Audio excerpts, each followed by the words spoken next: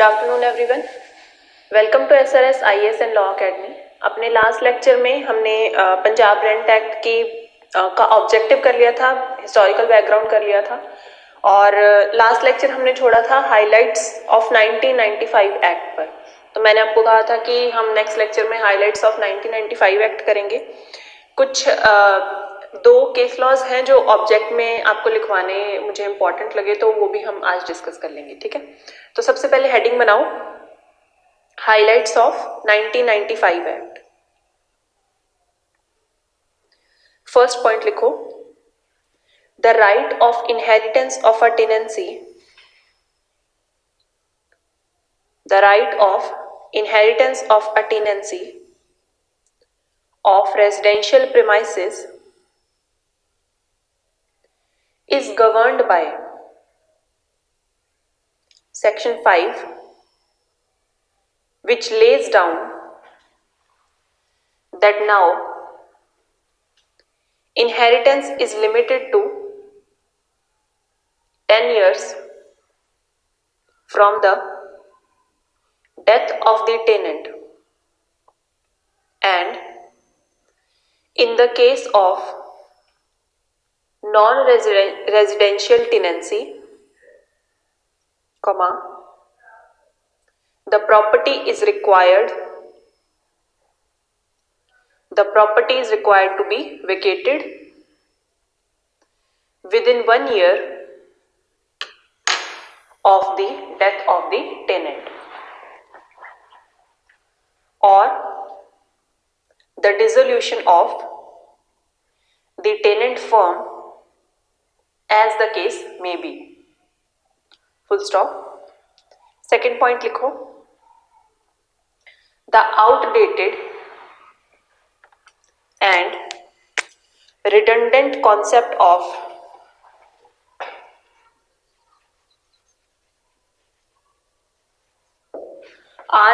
REDUNDANT, redundant, outdated and redundant concept of fair rent under the old act has been discarded, and as per Section 6, the agreed rent,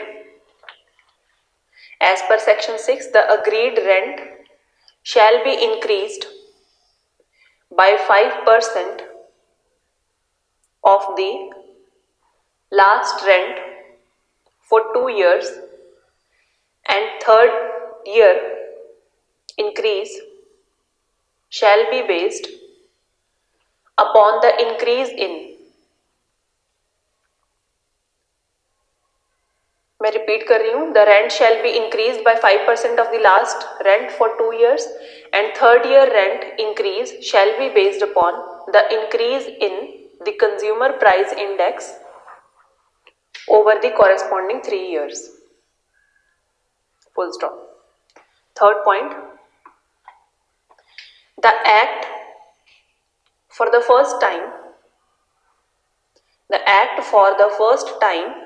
lays down the duties and the obligations of the landlord and tenant under Section 17 and 18 respectively. Third point repeat कर रही हूँ, the act for the first time lays down the duties and the obligations of the landlord and tenant under Section 17 and 18 respectively. Full stop. Fourth point, the act also introduced fixed term tenancy for a period of not more than 5 years, with a prior permission of rent authority. The act also introduced fixed term tenancy for a period of not more than 5 years with a prior permission of rent authority. Fifth point लिखो, the concept of partial eviction has been permitted pursuant to the consent of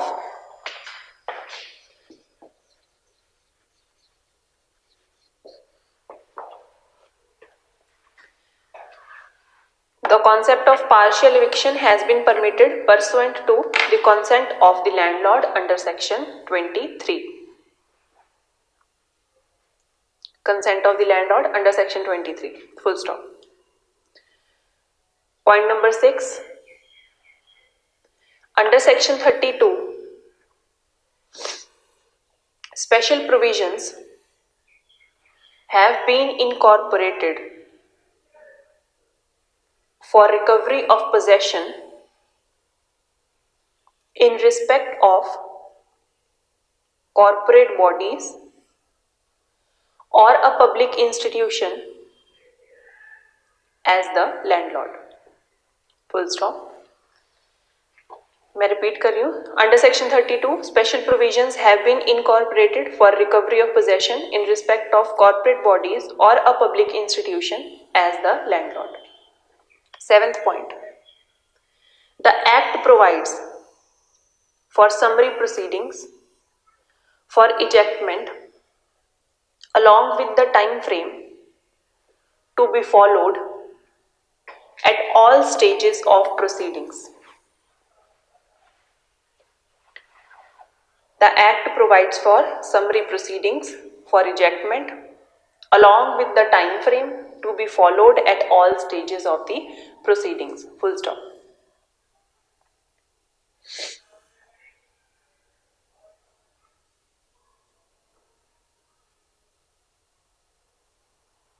एक छोटा सा para लिख लो, आपके answer writing में आपको help करेगा. Already the act has, इसी में है, हाईलाइट्स में है. Already the act has seen 2 massive amendments while the Punjab Rent Amendment Act VIDE while the Punjab Rent Amendment Act 2013 and the Punjab Rent Amendment Act 2014, whereby about 1/3 provisions of the Act has been repealed. मैं repeat कर रही हूँ. Already the act has seen 2 massive amendments by the Punjab Rent Amendment Act 2013 and the Punjab Rent Amendment Act 2014, whereby about 1/3 provisions of the Act has been repealed. Full stop. The procedure under the new Act still remains cumbersome, CUMBERSOME.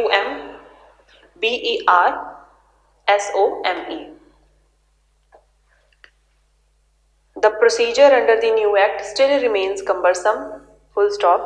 All orders, even the interim orders, have been made appealable, which will cause delay in the eviction process. Full stop. Even though a new act has been created, but still there are certain drawbacks which needs to be settled. Full stop. And sometimes there is a confusion as to the applicability of this law.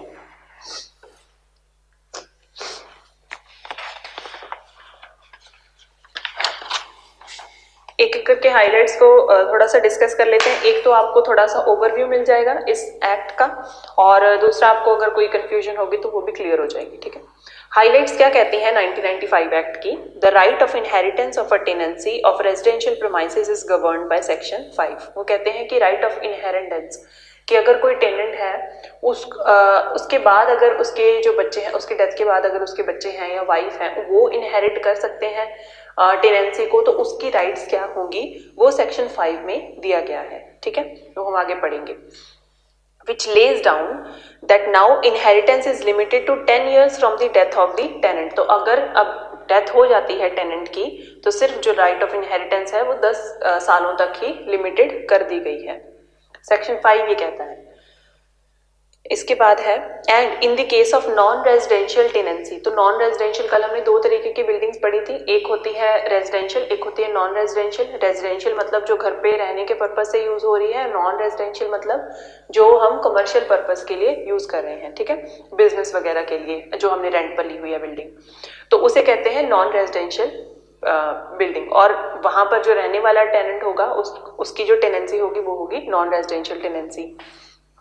तो अब ये कहते हैं in the case of non residential tenancy the property is required to be vacated within 1 year. अब देखो जो residential tenancy है वहां पर जो राइट ऑफ इनहेरिटेंस हो रही है वो हमें 10 साल तक के लिए लिमिट कर दी गई है। 10 साल तक हमें राइट ऑफ इनहेरिटेंस मिल रही है कि अगर सपोज ए पर्सन इस बिल्डिंग में एज टेनेंट रह रहा था और अब इसकी डेथ हो जाती है तो ए की जो वाइफ होगी एक्स, इसके जो बच्चे होंगे बी सी जितने भी होंगे, ठीक है, उन सबको ये इनहेरिटेंस की राइट मिल जाएगी। अब ऐसा नहीं हो सकता कि क्योंकि ए की डेथ हो गई है तो एक्स वाई एक्स बी और सी को भी इससे निकाल दिया जाए घर से, ठीक है। इसी तरीके से नॉन रेजिडेंशियल टेनेंसी में वो कह रहे हैं कि डेथ होने पर जो प्रॉपर्टी है उसको 1 साल के अंदर अंदर खाली कर देना होगा, ठीक है।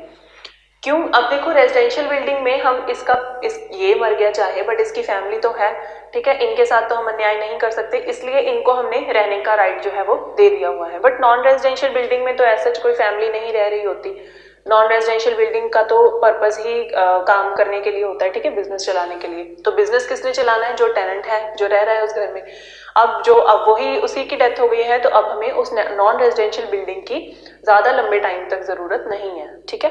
तो इसी वजह से उसका जो टाइम पीरियड है वो 1 ईयर तक कर दिया गया है। और जो फैमिली वाला है, जो हाउस के लिए हम रेजिडेंशियल बिल्डिंग ले रहे हैं, उसकी टेनेंसी अगर टेनेंट की डेथ हो जाती है तो उसकी टेनेंसी की राइट जो है वो 10 साल तक के लिए दी गई है, ठीक है।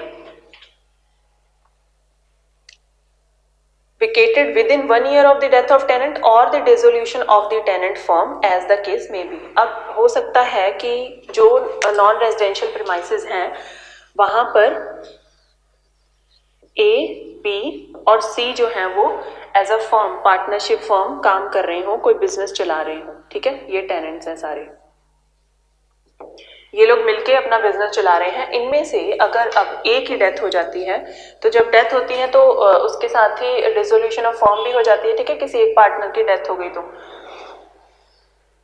पार्टनरशिप एक्ट में जब एक पार्टनर की डेथ हो जाती है तो डिसोल्यूशन ऑफ फर्म हो जाती है, ठीक है।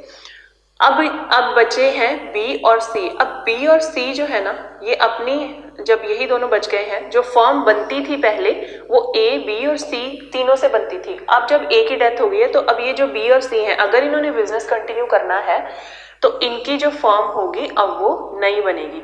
अब जो टेनेंसी थी वो फर्म के नाम पर थी, ठीक है। अब क्योंकि इनकी फर्म ही ए की डेथ के बाद डिसोल्यूट हो गई है, टूट गई है, ठीक है, खत्म हो गई है, तो अब इनकी जो टेनेंसी होगी वो भी 1 साल के अंदर अंदर खत्म कर दी जाएगी, ठीक है। यही चीज इन्होंने कही है कि नॉन रेजिडेंशियल बिल्डिंग के, नॉन रेजिडेंशियल टेनेंसी के मामले में भी, और अगर dissolution of tenancy of firm हो जाती है तो वहां पर भी हमने 1 साल तक का ही टाइम इनको दिया है, ठीक है। वेयर एज रेजिडेंशियल टेनेंसी के मामले में 10 साल तक का टाइम पीरियड दिया गया है। सेकेंड पॉइंट क्या बात करता है? The outdated and redundant concept of fair rent under the old act has been discarded as per section 6।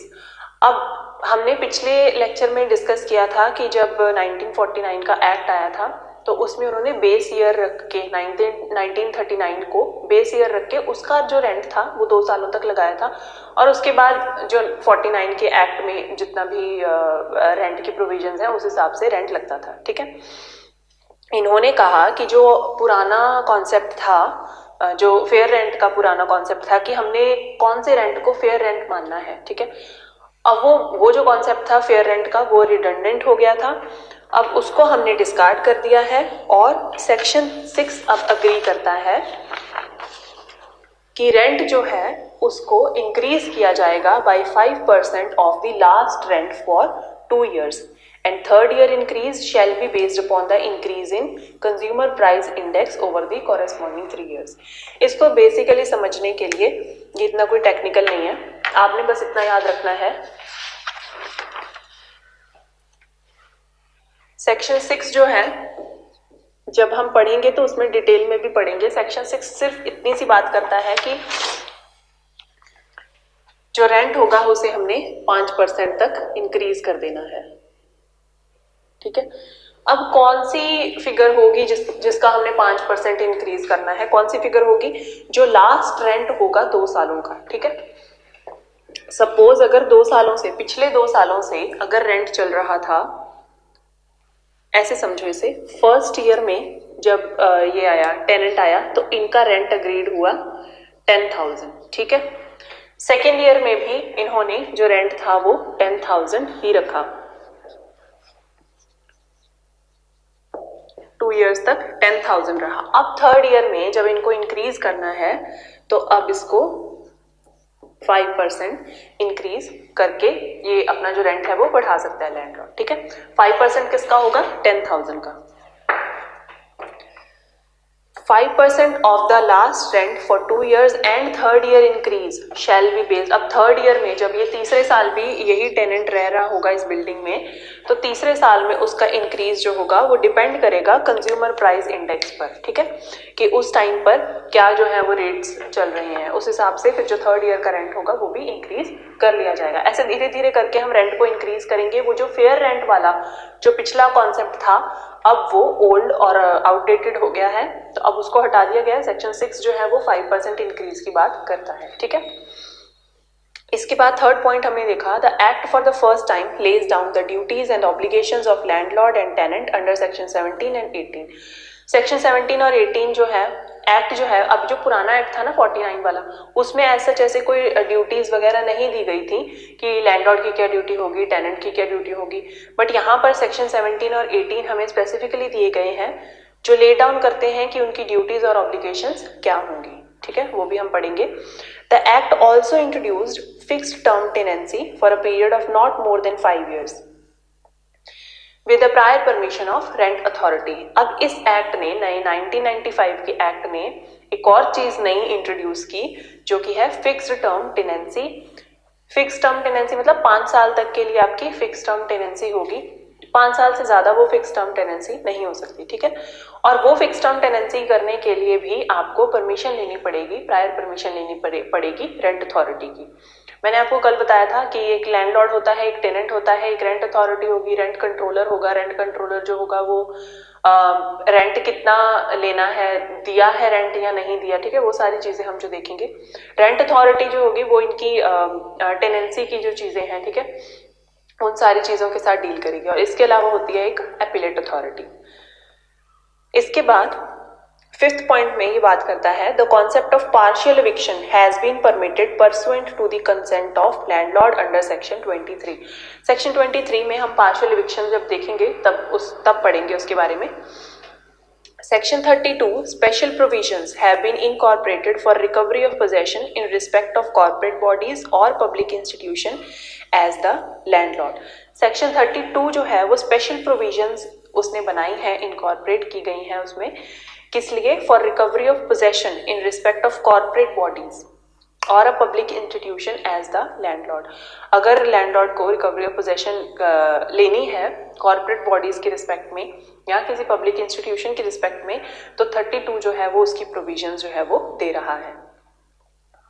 The Act provides for summary proceedings for rejectment along with the time frame to be followed at all stages of the proceedings। तो मैंने आपको कल भी जब हम historical background कर रहे थे तब भी मैंने आपको बताया था कि जो 1949 का एक्ट था, न्यू एक्ट था, ठीक है, तो बहुत सारी जब हम कोई चीज़ नई सीख रहे होते हैं तो बहुत सारी चीज़ें जो है वो हम मिस आउट कर जाते हैं। हमें नहीं पता होता कि इस कोई नया लॉ जब बनता है तो उसमें बहुत सारी धीरे धीरे करके अमेंडमेंट्स की ज़रूरत हमें पड़ने लगती है। जैसे जैसे उस लॉ की यूजेज होती है, यूज़ करते हैं हम उस लॉ को, वैसे वैसे हमें ज़रूरतें महसूस होने लगती हैं कि इस एक्ट में ये कमी है, ठीक है। तो 1949 का एक्ट था, नया एक्ट था, अब उसमें बहुत सारी छोटी छोटी कमियां थी, जैसे राइट्स ऑफ लैंडलॉर्ड नहीं बताई गई थी, राइट्स ऑफ टेनेंट की बात नहीं की गई थी, इसी तरीके से वहाँ पर समरी प्रोसीडिंग्स की बात नहीं की गई थी, ठीक है। अब यहाँ पर सारी डिटेल में कॉम्प्रिहेंसिव एक्ट बनाया जब इन्होंने 95 का एक्ट बनाया, ठीक है।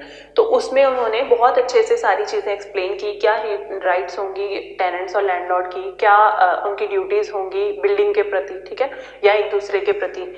और इसके अलावा इन्होंने जितनी भी एक एक चीज़ को इन्होंने पूरे टाइम फ्रेम के साथ जो है वो एक्सप्लेन किया कि कौन सी चीज़ अगर एविक्शन करनी है कितने टाइम तक का आप नोटिस पीरियड दोगे, ठीक है। और जैसे अभी हमने ये वाला केस किया नॉन रेजिडेंशियल और रेजिडेंशियल बिल्डिंग में इनहेरिटेंस के मामले में कितना उनको टाइम देना है, ठीक है। वो सारी चीज़ें जो है ये यही की हाइलाइट्स हैं इस एक्ट की, कि पुराना एक्ट जो था वो इन चीज़ों में उसमें कमियां थी, बट इस एक्ट में ये सारी चीज़ें जो है वो कॉम्प्रिहेंसिवली दी गई हैं। लास्ट में already the act has seen two massive amendments, like the Punjab Rent Amendment Act 2013 and Punjab Rent Amendment Act 2014, whereby about 1/3 provisions of the act has been repealed. अब ये जो 1995 का एक्ट है, जैसा कि मैंने आपको कहा कि इसकी 2013 में ये इफेक्ट में आया था, तो जब 2013 में इफेक्ट में भी आया ना, तभी भी कुछ अमेंडमेंट्स के साथ ये इफेक्ट में आया था। इसी तरीके से पंजाब रेंट अमेंडमेंट एक्ट 2014 भी हुई, जिसमें कि अब ये जो अमेंडमेंट्स, अब 1995 से एक्ट बन चुका हुआ था, 2013 तक टाइम बदल जाता है, ठीक है। 2013 में भी कुछ अमेंडमेंट्स हुई, 2014 में भी कुछ अमेंडमेंट्स हुई, जिनके रिजल्ट से 1/3 प्रोविजंस जो थी वो एक्ट की ऑलरेडी रिपील कर दी गई हैं, ठीक है। The procedure under the new act still remains cumbersome. All orders, even the interim orders, have been made appealable, which will cause delay in eviction process. अब प्रोसीजर जो है वो थोड़ा सा न्यू एक्ट में थोड़ा सा इन्होंने मुश्किल कर दिया है, ठीक है, कह सकते हैं ऐसा। क्यों? क्योंकि अब उतना ही कॉम्प्रिहेंसिव हो गया है, तो जब चीज़ें डिटेल में जाती हैं तो फिर वो थोड़ी सी मुश्किल भी हो जाती हैं। All orders, even the interim orders, have been made appealable, which will cause delay in eviction process. अब देखो, ऑर्डर्स दो तरह के होते हैं, ठीक है। एक होते हैं इंटरिम ऑर्डर्स, एक होता है फाइनल ऑर्डर। इंटरिम ऑर्डर होता है जो अभी केस के बारे में फुल फ्लेजेड ऑर्डर नहीं आया है, कोई फुली उसको डिस्कस नहीं किया है, बट बीच में अगर कोई छोटा मोटा ऑर्डर हमें देने की जरूरत पड़ गई, जो रोजमर्रा के ऑर्डर्स होते हैं, उसे हम कहते हैं इंटरिम ऑर्डर, ठीक है, जो अभी फाइनल ऑर्डर नहीं है। फाइनल ऑर्डर होता है जब हमारा केस जो है वो पूरा डिसाइड हो जाता है। अब इन्होंने कहा है all orders even the interim orders have been made appealable. अब नॉर्मली क्या होता है कि जो फाइनल ऑर्डर आता है उसी के बाद हम अपील में जाते हैं, ठीक है, कि मैं इस डिसीजन से खुश नहीं हूँ, मेरे साथ न्याय नहीं हुआ है, तो अब मैं अपील में जा रहा हूँ।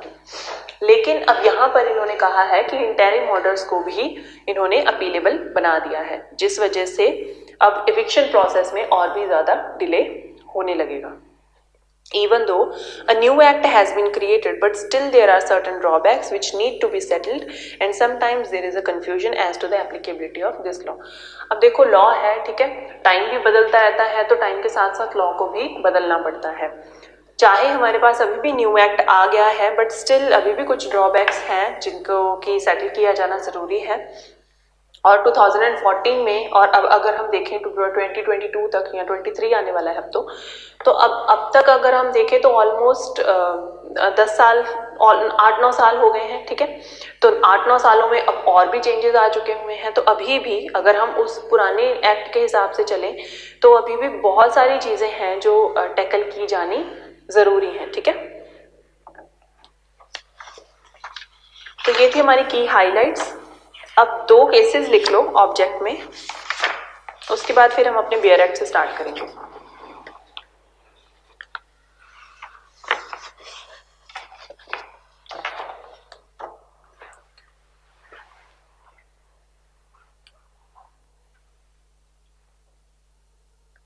ऑब्जेक्ट लिखो, object of rent act, heading बना लो।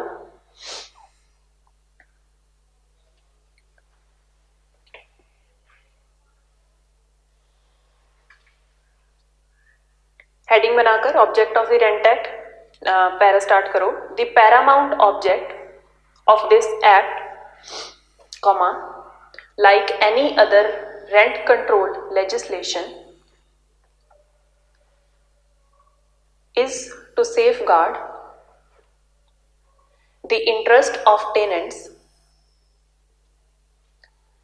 against their exploitation by landlords. The paramount object of this act, like any other rent control legislation, is to safeguard the interest of tenants against their exploitation by landlords. The Honorable Supreme Court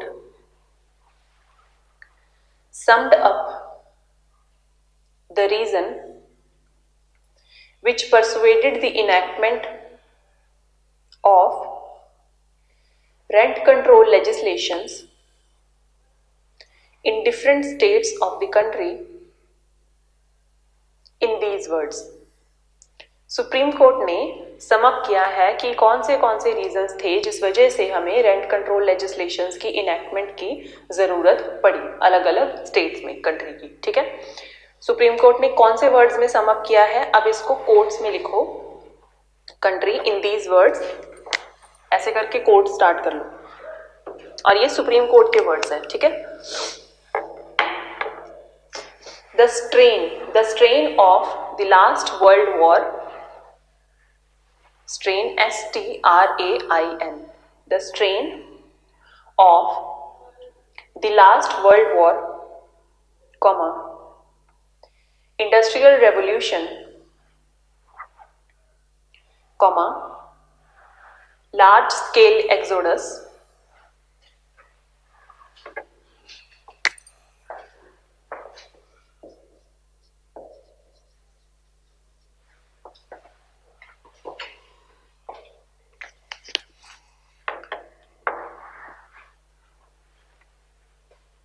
the strain of last World War, Industrial Revolution, comma, the large scale exodus, bracket में लिख लो migration of the working people to the urban areas and the social and political changes brought in their wake social problems of considerable magnitude and complexity and their connected evils. EVILS, evils, full stop. The country has faced with inflation, comma, soaring cost of living, soaring SOARING, soaring cost of living, comma, increasing urban population and scarcity of accommodation,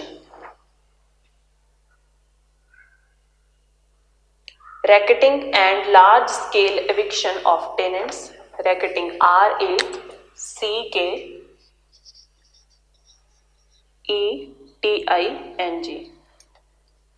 racketing and large scale eviction of tenants under the guise of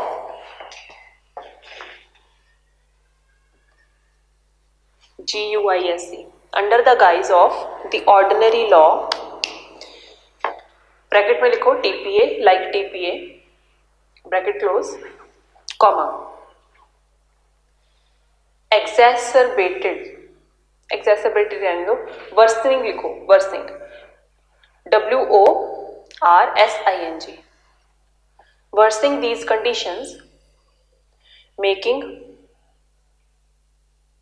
worsening होता है, I think, check कर लेना, worsening these conditions, making economic life of the community unstable and insecure.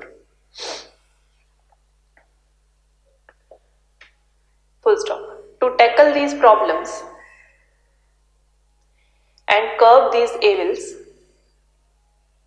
comma, the legislatures of the states in India enacted rent control legislations. और अपनी quotes जो है उन्हें close कर लो, ठीक है, ऐसे। केस का नाम लिख लो, किस केस में सुप्रीम कोर्ट ने ये जो चीजें हैं जो बोली थी। ऑब्जेक्ट बताया था कि क्यों रेंट लेजिस्लेशन की हमें जरूरत थी। केस का नाम लिखो, इस केस में ये ऑब्जर्व किया गया था। And this observation of the supreme court was in, case लिखो, Nagindas Ramdas, Nagindas Ramdas versus Dalpat Ram DALPATRAM, Dalpat Ram, Ichharam ICCHARAM, Dalpat Ram, Ichharam, Brijram and others.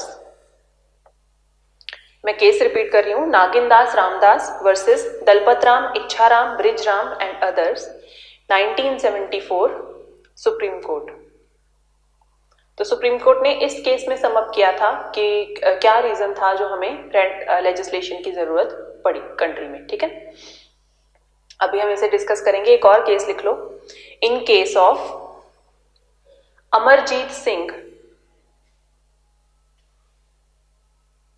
Singh versus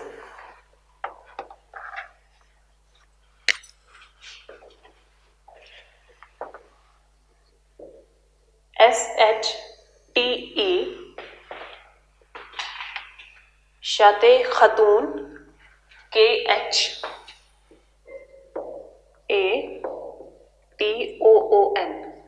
शाते Khatoon Quamarain QUAMARAIN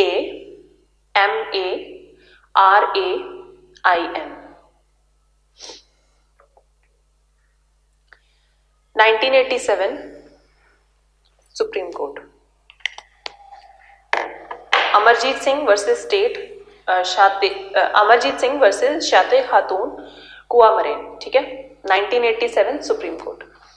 इस केस में सुप्रीम कोर्ट ने क्या कहा, लिखो, the rent restricting acts are beneficial legislations for the protection of the weaker party in the bargains of letting very often। ये letting very often का क्या मतलब है ये मैं आपको बताऊंगी। letting very often, ठीक है, full stop।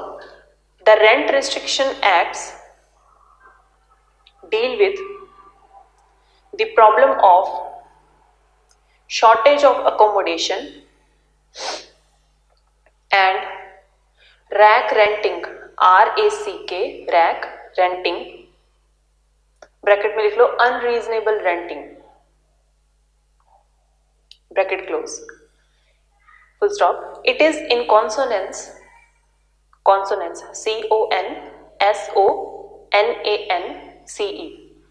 it is in consonance with the recognition of the right of both the landlord and the tenant that a harmony is sought to be struck whereby the bona fide requirements of the landlord and the tenant are sought to be harmonized, full stop।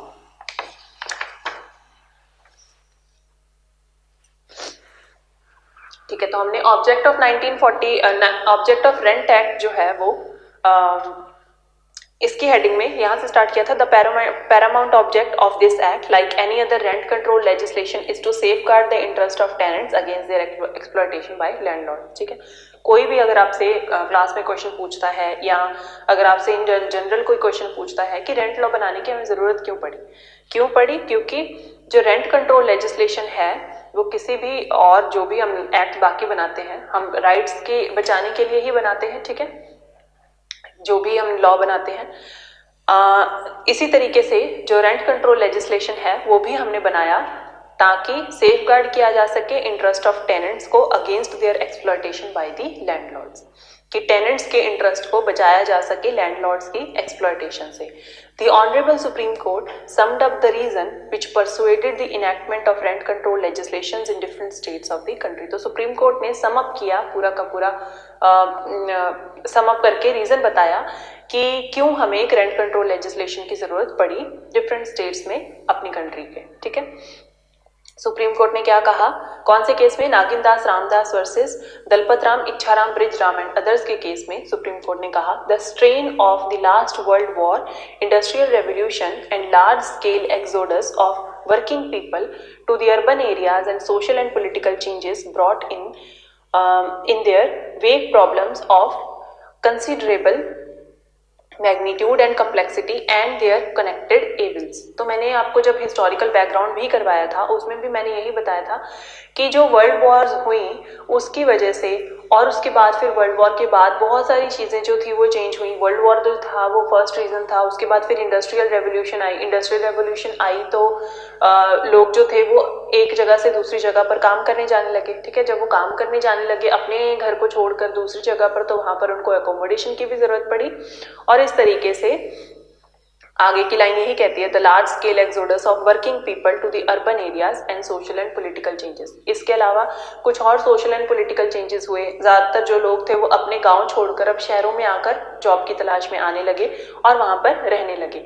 इसी वजह से बहुत सारी जो social problems थी वो भी अब बढ़ने लगी, ठीक है। और इसके साथ ही कॉम्प्लेक्सिटी आने लगी और साथ में इसके साथ ही कनेक्टेड एविल्स जो थे वो जुड़ने लग गए।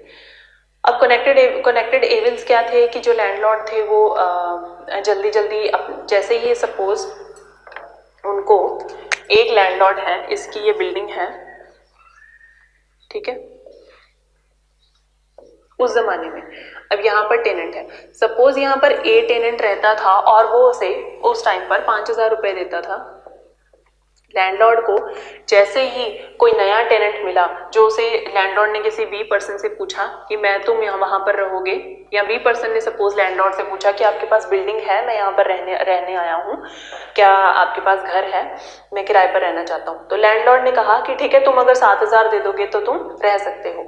अब यहाँ पर टेनेंट जो ए था उसको लैंडलॉर्ड अपनी मर्जी से निकाल देता था और बी पर्सन जो उसे ज्यादा पैसे दे रहा है उसे रख लेता था। इस तरीके की जो कनेक्टेड एविल्स थे वो होने लग गए कि जल्दी जल्दी जो है वो टेनेंट्स को निकाला जाने लग गया या फिर उनसे हाई जो रेंट्स थी उनकी डिमांड की जाने लग गई, ठीक है। इस तरीके अब जिसको जरूरत है उसको तो कुछ ना कुछ करना ही पड़ेगा।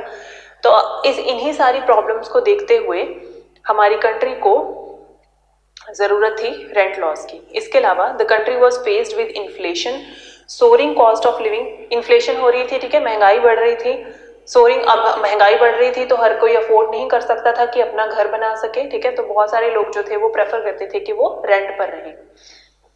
सोरिंग कॉस्ट ऑफ लिविंग, ठीक है, कॉस्ट ऑफ लिविंग भी बढ़ रही थी। Increasing urban population and scarcity of accommodation. अब पॉपुलेशन भी पहले के टाइम में अगर हम देखें तो पॉपुलेशन भी कम थी, अब पॉपुलेशन भी बढ़ रही थी और उसके साथ साथ ही अकोमोडेशन भी कम हो रही थी, ठीक है। स्कार्सिटी मतलब उसकी कमी। Racketing in large scale eviction of tenants. Racketing मतलब यही हो गया जो हमने अभी डिस्कस किया, अनरीजनेबल रेंटिंग वाला concept. Racketing in large scale eviction of tenants under the guise of ordinary law, ठीक है। ऑर्डिनरी लॉ यहाँ पर टीपीए की बात की गई है। हमने कल भी डिस्कस किया था कि टीपीए में पहले लेसर और लेसी वाला कॉन्सेप्ट था, वो भी सेम कॉन्सेप्ट ही था, बट वहां पर इतनी राइट्स वगैरह की बात नहीं की जाती थी और वहां पर मैक्सिमम रेंट जो आप ले सकते हो टेनेंट से उसकी बात नहीं की गई थी। तो मैक्सिमम रेंट की क्योंकि बात नहीं की गई थी और हम टीपीए ही चलाते आ रहे थे, तो जिसकी जितना मन करता था वो उतना रेंट जो है वो मांग लेता था और जो टेनेंट है उस पर बर्डन पड़ता था, ठीक है। इसी वजह से हमें एक प्रॉपर रेंट लॉ की जरूरत पड़ी ताकि एक मैक्सिमम रेंट हम कितना ले सकते हैं, किस टाइप ऑफ प्रॉपर्टी के लिए, वो जो है वो डिसाइड किया जा सके।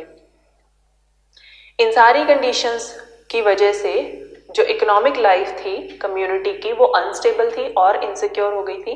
To tackle these problems and curb these evils the legislatures of the states in India enacted rent control legislations.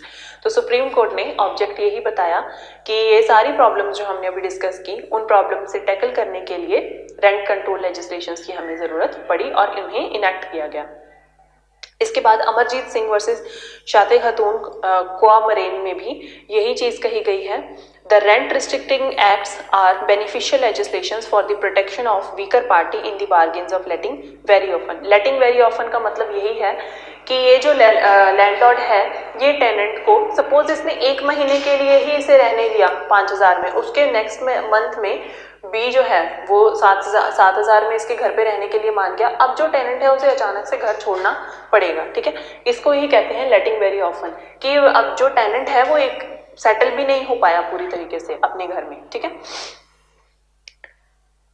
The rent restricting acts are beneficial legislation.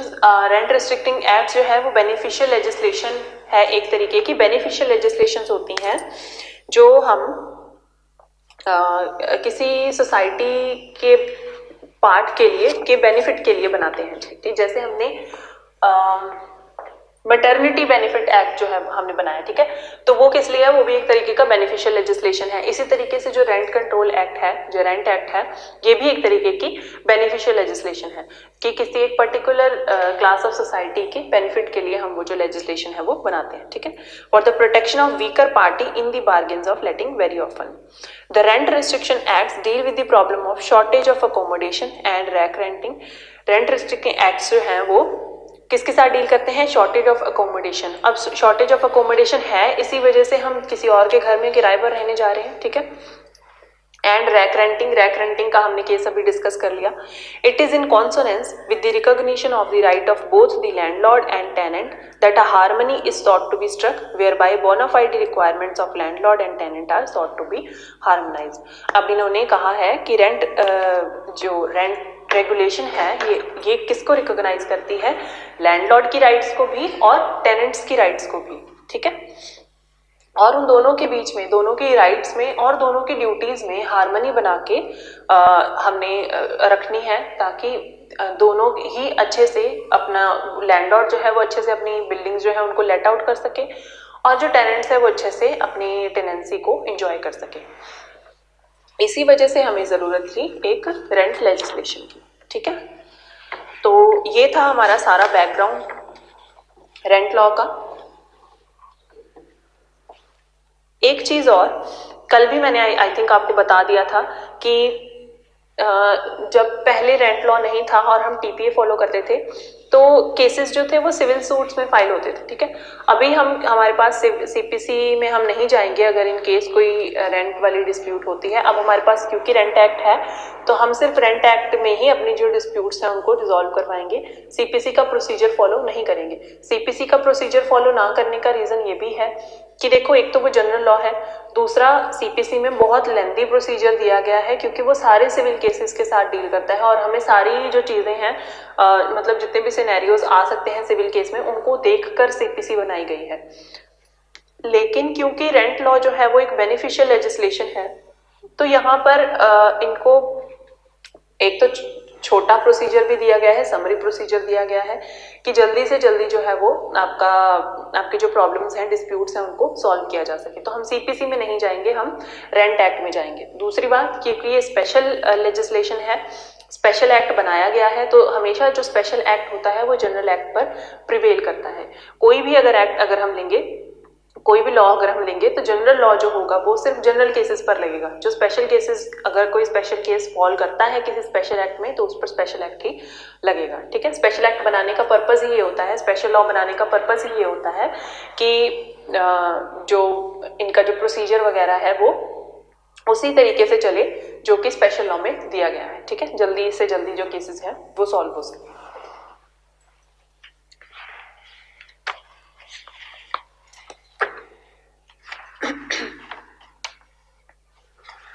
आपके रेंट एक्ट में एज सच अब कोई भी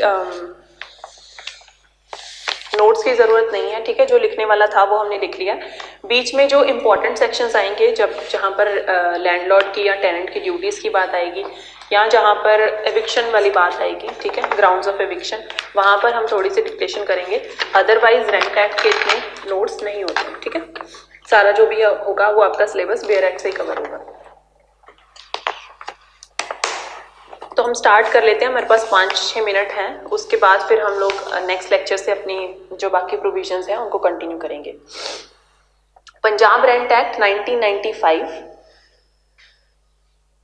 an act to provide for the regulation of rents, repairs, maintenance and eviction relating to premises and matters connected therewith in the state of Punjab।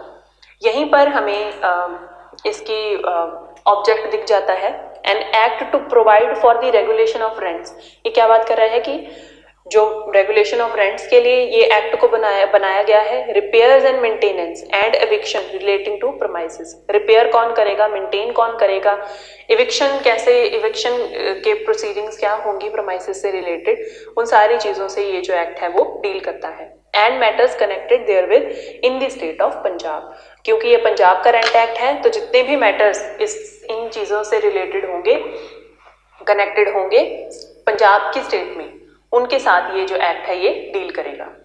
B it enacted by the legislature of the state of Punjab in the 46th year of the republic of India as follows, ठीक है।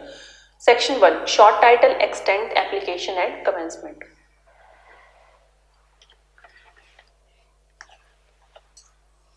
Short title, extent, application and commencement. Subsection 1, this act may be called the Punjab Rent Act 1995। तो short title में इन्होंने ये चीज explain clear की है कि ये जो एक्ट होगा इसे कहा जाएगा, इसका नाम होगा Punjab rent act 1995। It extend, अब इसके टाइटल की बात की जा रही है सबसेक्शन 2 में, सॉरी इसके एक्सटेंट की बात की जा रही है सबसेक्शन 2 में। It extends to all urban areas of Punjab, all urban areas of Punjab. अभी हम जब डेफिनेशंस करेंगे तो उसमें अर्बन एरिया की डेफिनेशन भी हमें मिलेगी कि अर्बन एरिया हम वो नहीं जो हम जिसे शहर मान लेते हैं तो वो अर्बन एरिया हो जाएगा, ठीक है। जो अर्बन एरिया इस एक्ट में डिफाइन किया गया है उन अर्बन एरियाज पर ये एक्सटेंड करेगा। It extends to all urban areas of Punjab, but nothing herein contained shall be deemed to affect the regulation of house accommodation in any cantonment area।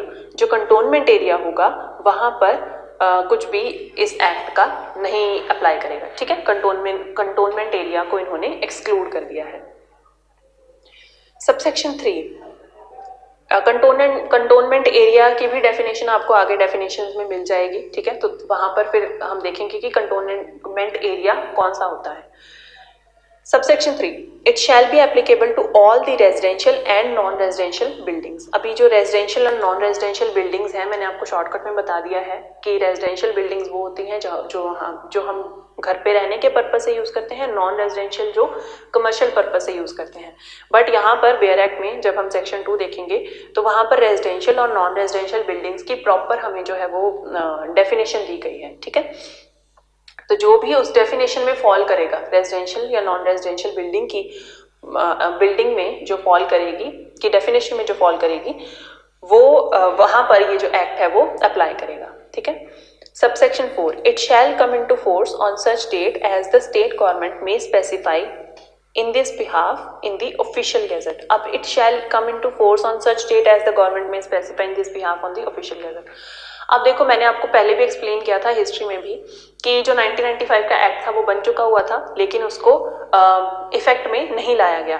तो जब एक्ट बन चुका हुआ था, अब एक्ट की जो प्रोविजंस है ये लिख दी गई हैं, ठीक है। क्या लिखा गया था तब उस टाइम पर, it shall come into force on such date as the state government may specify in this behalf in official gazette. तो स्टेट गवर्नमेंट जो भी स्पेसिफाइड डेट करेगी ऑफिशियल गैजेट में, उस डेट पर ये फोर्स में आ जाएगा। अब स्टेट गवर्नमेंट ने ऑफिशियल गैजेट में निकाला ही नहीं इतने सालों तक इस एक्ट को, ठीक है। तो वो नोटिफाई नहीं किया गया, तो 2013 में जाकर 30 नवंबर 2013 में जाकर जब इसे नोटिफाई किया गया तब जाकर ये जो एक्ट था ये फोर्स में आया। इसी वजह से इतना टाइम हमें लग गया। और ऊपर अगर आप देखोगे 30/11/2013 यही डेट दी गई है इसकी इफेक्ट में आने की, ठीक है। तो ये हमारा प्रीएम्बल होगी, सेक्शन 1 हो गया। अभी हम नेक्स्ट लेक्चर से इसकी जो डेफिनेशंस हैं वो पढ़ेंगे, ठीक है। आई होप आपको आज का लेक्चर समझ में आया होगा। आज थोड़ा डिक्टेशन का काम ज़्यादा था क्योंकि आंसर राइटिंग में इसकी कोई स्टैंडर्ड बुक है नहीं, तो आंसर राइटिंग में हमें कंटेंट की ज़रूरत पड़ती है। तो इस वजह से जितनी भी चीज़ें आपके आंसर राइटिंग में काम आ सकती हैं या जितनी भी चीज़ें आपको आगे भी काम आएंगी वो मैंने आपको आज के लेक्चर में लिखवा दी हैं। अब इसके आगे हमारा लिखने वाला कोई इतना ज़्यादा काम नहीं होगा, सिर्फ वेयर एक्ट से ही हम डिस्कस करेंगे। ठीक है, दैट्स ऑल फॉर टुडे। अगर आपको कोई डाउट्स हो तो आप हमें कांटेक्ट कर सकते हो। हमारे चैनल को सब्सक्राइब कर लीजिए और मिलते हैं नेक्स्ट क्लास में। Thank you so much.